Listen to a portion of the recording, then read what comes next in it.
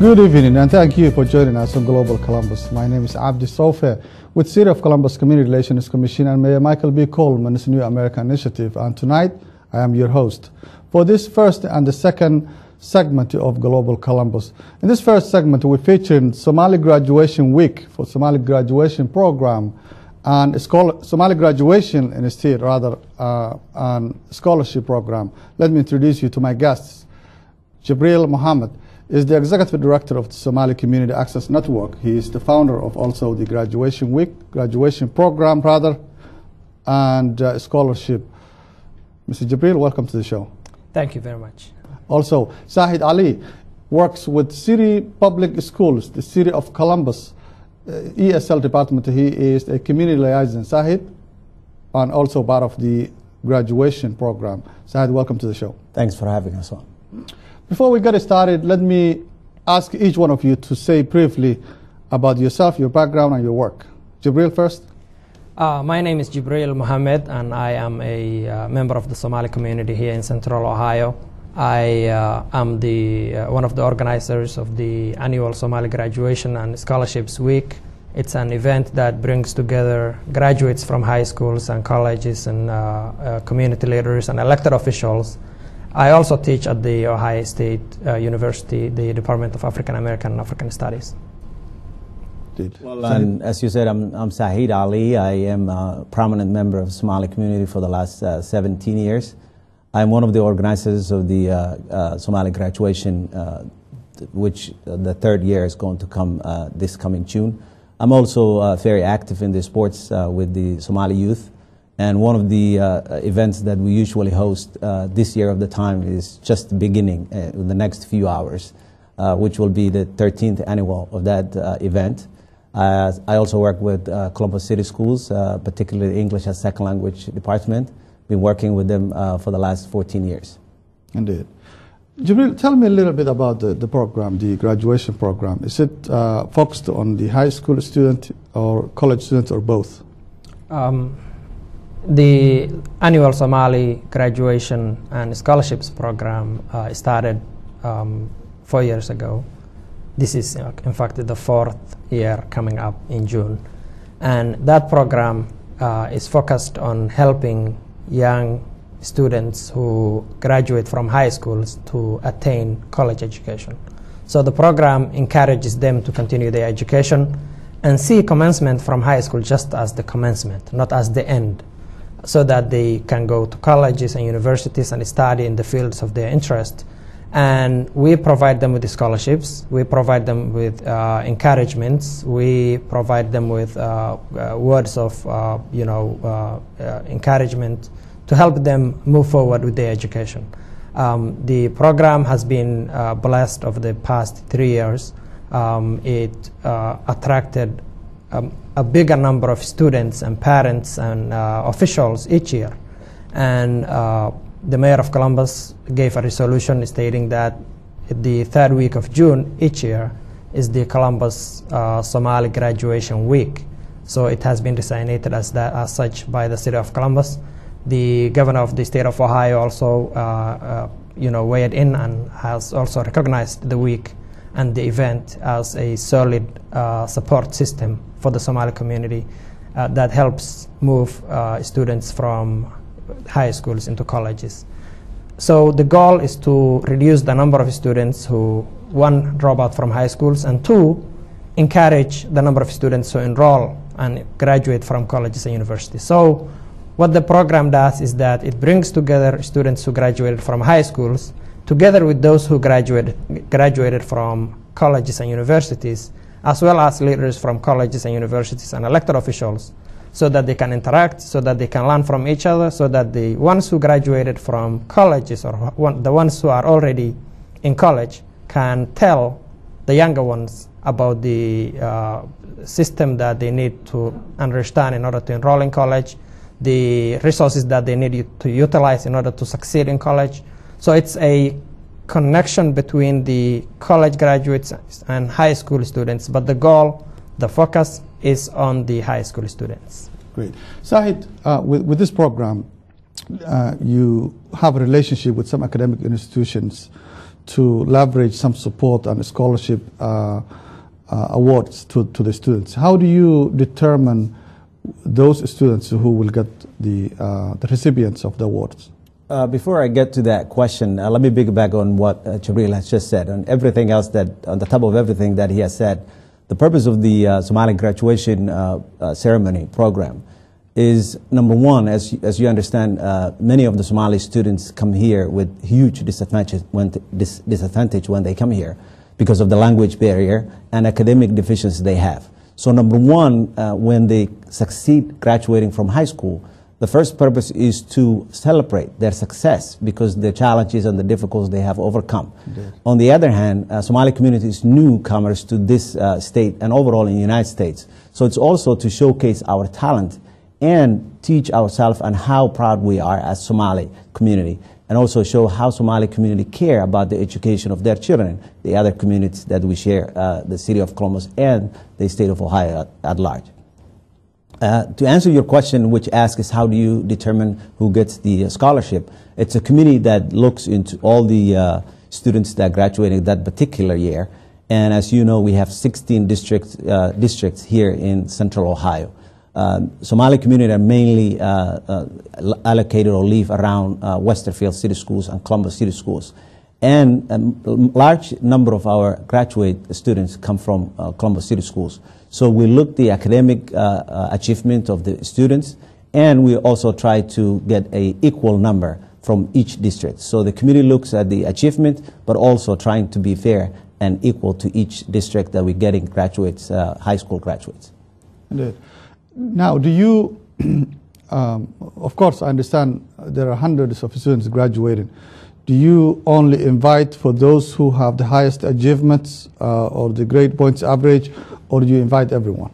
No, we invite every single person that's graduating. And remember, it's not only giving awards and a scholarship, but also the biggest purpose of it is to celebrate and show that we all care, and also celebrate with their success and encourage the other ones that are coming up that as much as you're working hard, there are people that are proud of you. We're looking at what you're doing, and at the end of the day, you will have something that you can look forward to. So we invite every single student that graduating that particular year. Jibril, you work with the Ohio State University as well. Talk to me about how you see the Somali students and the progress. Zahid talked about you celebrate the achievement of the students. In my work at the Ohio State University, I am very proud to report that some of the students who were part of this annual Somali graduation event for the past 3 years are now excelling in the university. Some of them are leaders in the university student association.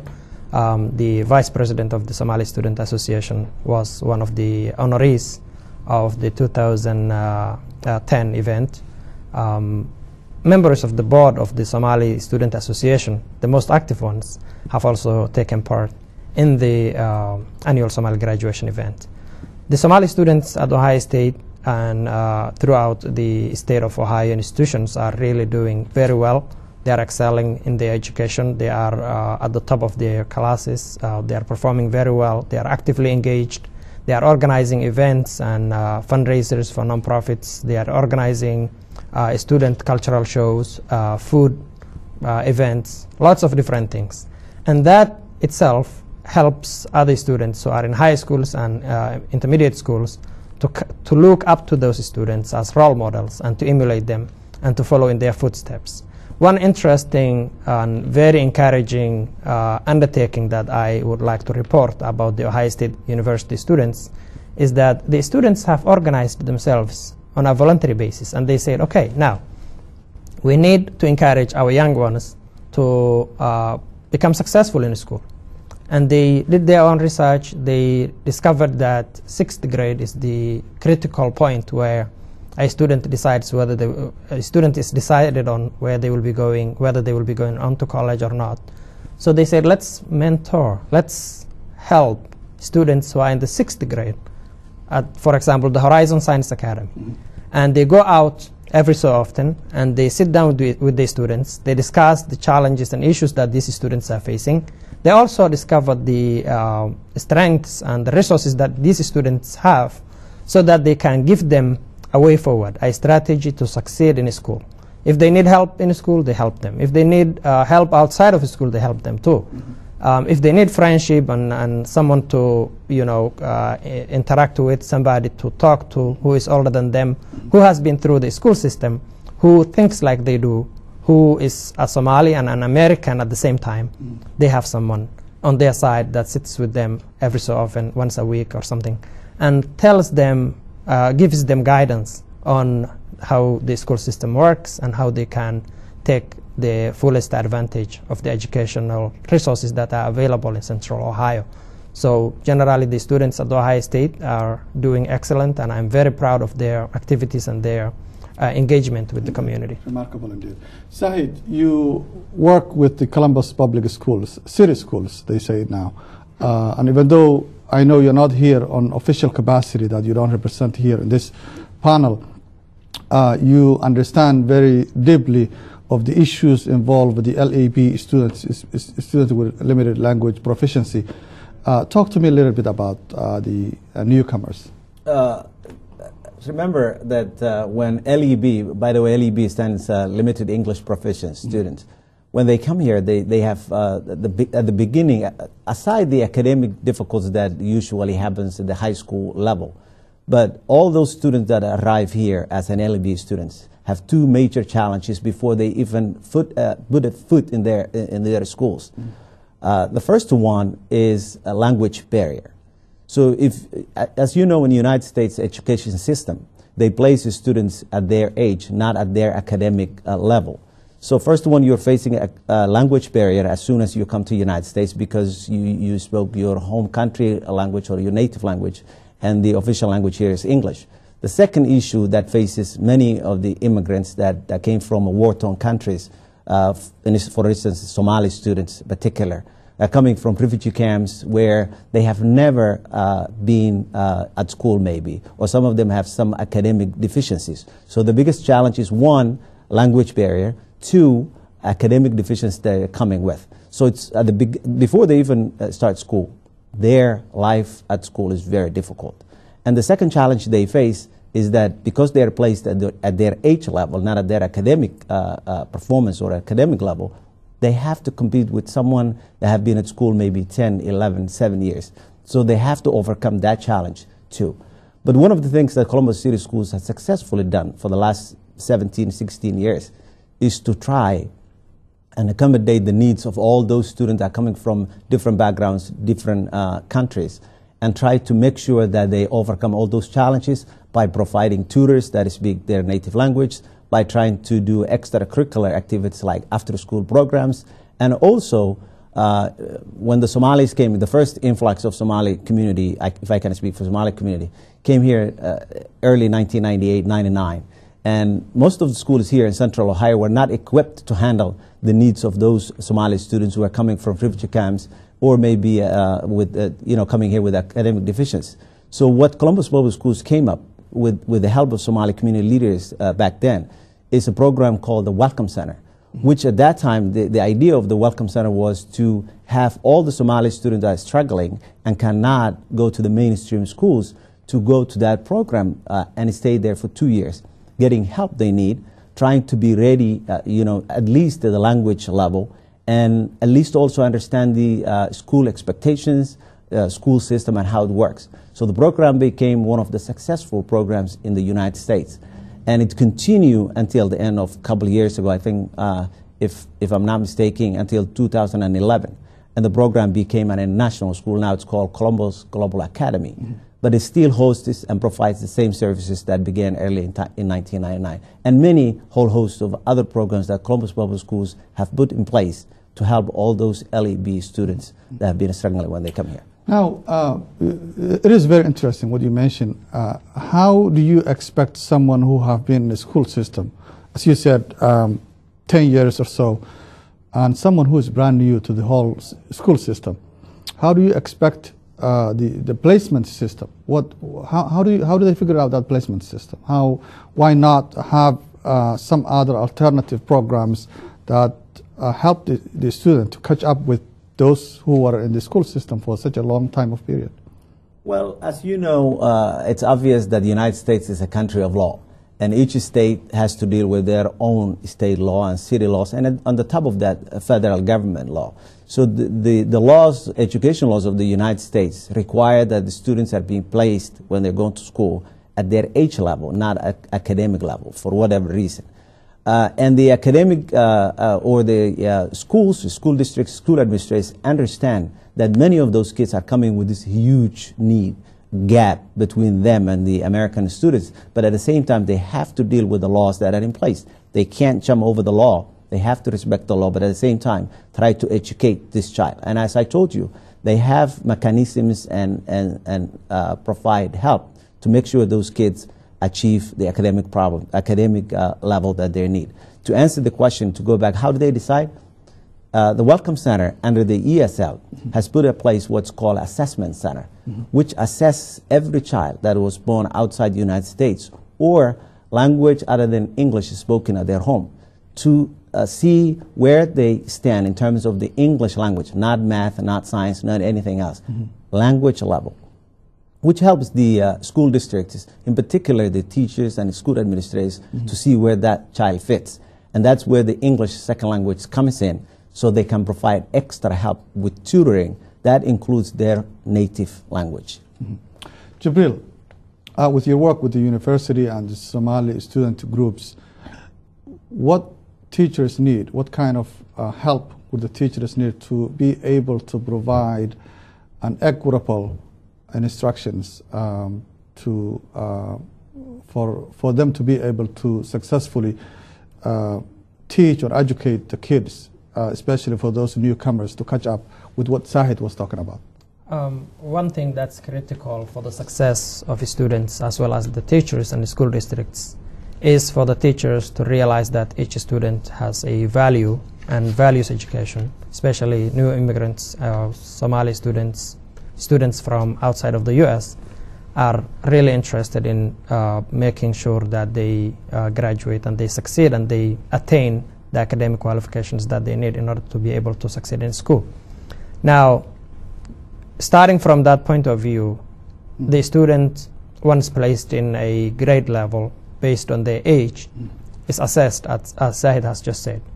Once that assessment is done, it finds out their level of English proficiency. It also finds out their level of academic standing, so that if a student at the age of 15 is at a second grade level or at a third grade level in school academically, they can work through their books and subject matter content so that they can get to learn the content that they did not learn while they were younger, and they can try to catch up to that level that they need to be.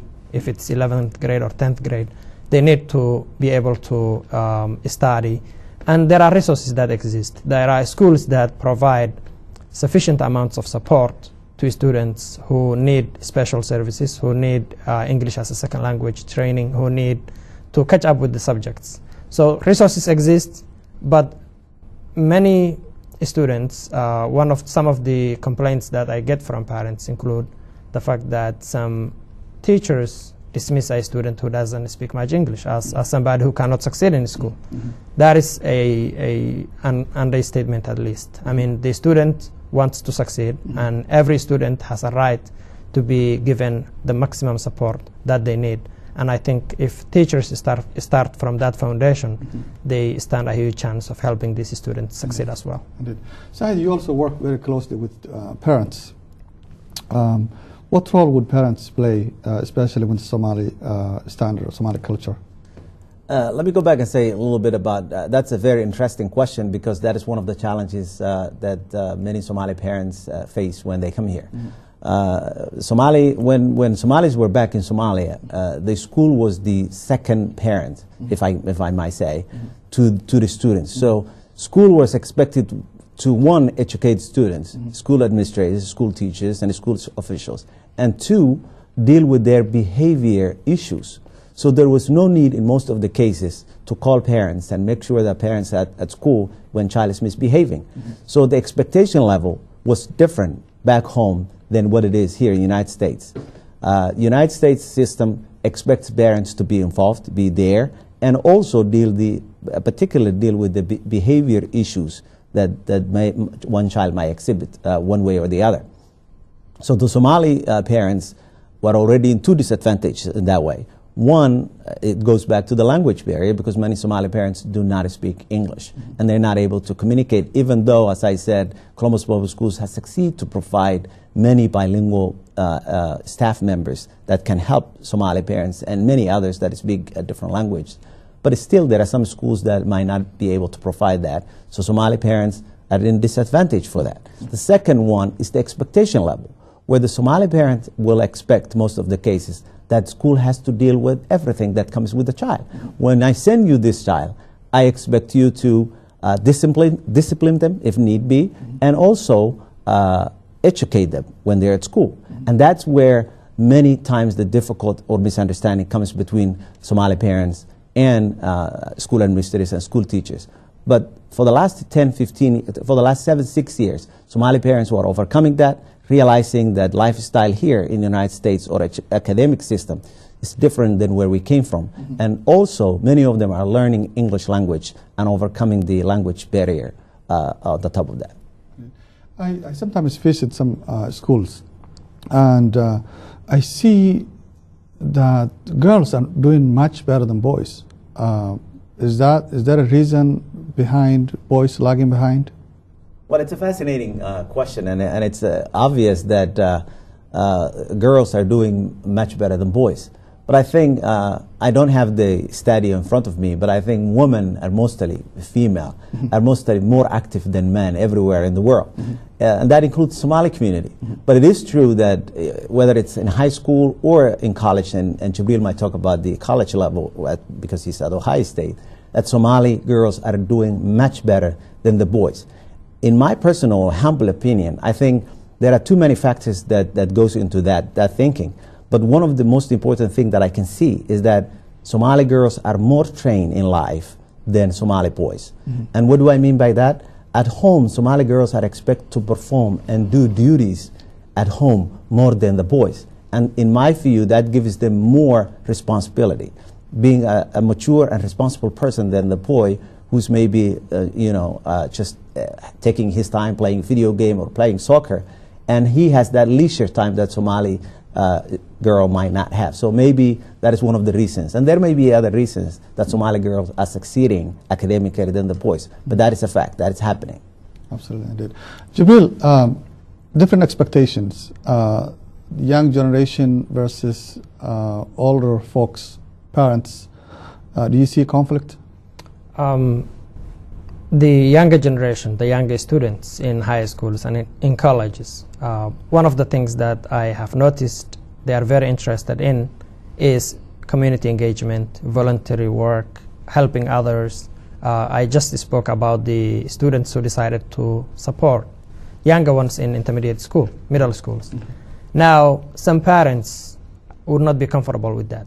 They would not be comfortable with the fact that their child is spending time outside of school, outside of home, in an activity that doesn't pay. It doesn't make much sense to some parents. But many parents would need to realize that by having these students engaged, by keeping them busy in things that they like to do, which benefit other students, then that motivates other people to help these students, to help these older students themselves. I mean, if the college level students help the high school students, and the high school students could help the middle school students, and the graduate level students could help the undergraduate level students, that would have motivated the whole community to succeed and all kids to succeed. So one thing that I am realizing is that the culture of thinking of material things, things that you do to make money, I mean things that you make money from, activities that like just employment or doing some work and getting paid, that's not life. I mean, life is not all about that. Life is about community engagement, about giving back, about helping others, about being active, being involved. That helps students to avoid things like drugs and other bad activities and habits. So I would encourage parents of Somali students in colleges and high schools to let their students get engaged, get involved, work with other students, work on the community activities such as the graduation program. So I think that is one area. Other than that, I think people are coming to terms with the reality of American life, and everybody understands what the expectations are. As far as public policy, you pointed out very interesting issue earlier about the laws of the land and the way the structure of the education was set up. Now, as an insider, as someone who knows very deeply of the needs of those kids, refugee kids, what would you suggest? Is there anything that would qualify equitable or pedagogy, equitable instructions that the legislators or the policymakers that you would advise without looking someone who is asking to, of course, the standards to be lowered? I think that's a very interesting and important question. I think one of the things that bothers me as an insider, as you said, and a person that has been involved with the education system for the last 14 plus years, is there is a what's called now, it used to be Ohio Proficiency Test back then, but now it's Ohio Graduation Test, which requires the students who are graduating from high school to at least pass the Ohio Graduation Test, which includes reading, writing, math, and science, all 5 parts of the major subjects. And as I said earlier, Somali child who came from a refugee camp who had never been at school in most of the cases, or already in a disadvantaged position in terms of his education background, is expected to pass Ohio Graduation Test within 4 or 5 years, or maybe in many cases 2 or 3 years. That is absolutely unfair. So one of the suggestions that I will make if I had an opportunity in terms of policy-wise is at least to give them a time, those students, or exempt them from that test. If you cannot, which I said, you know, you have to follow the law, you cannot exempt them, but at least to give them an exemption. Even though Columbus City Schools and I'm sure Ohio Board of Education gives them, I think, 2 years, a year and a half, whatever it is. I think it's unfair to expect a child who's 14 in a high school to also pass the OGT within the next 3 years on the top of everything else that he's facing. So that is one of the things that teachers, administrators, and as a community that we struggle with. That is a law that you cannot step over, but also a burden to many of the LEB students. So that's a major hurdle, and many others are there. But that's the one that I can think make a difference for many of the students that are not able to graduate high school because of that particular test, which in my view doesn't teach students that much in terms of life or academic itself. Going back to the graduation and scholarship program, how many students within those 4 years benefited so far? The students who received scholarships doubled each year. For the first year it was 6, the second year it was 10, the third year it was about 21 students. So it has been going up and becoming bigger and bigger each year. And we thank all of the organizations and individuals and institutions who supported this event and this program. It has been a huge success, and its impact is felt in the community and in academic institutions as well, including the local high schools as well as colleges. Indeed, indeed. Now we're reaching the conclusion of our program. What would you advise someone who wants to be familiar with your work and with your program? What's the date of the next graduation date? The next graduation date will happen on the third weekend of June. I don't have my schedule on me right now, but the information can be found. Can be found on SomaliCAN.org, the website of SomaliCAN. It will also be available on other online platforms, and we will communicate with the public. And that's again at Somali Community Access Network, SomaliCAN.org. Sahid Ali, what would you tell someone who wants to be familiar with your program? Well, before I go to that, I also would like to share the community in large in Central Ohio is that Somalis host one of the largest sports events every year this time. And it happens March every year, and it's happening today. The ceremony is going to be next hour, so please come and join us. Indeed. And that's the end of our first segment. We will be right back.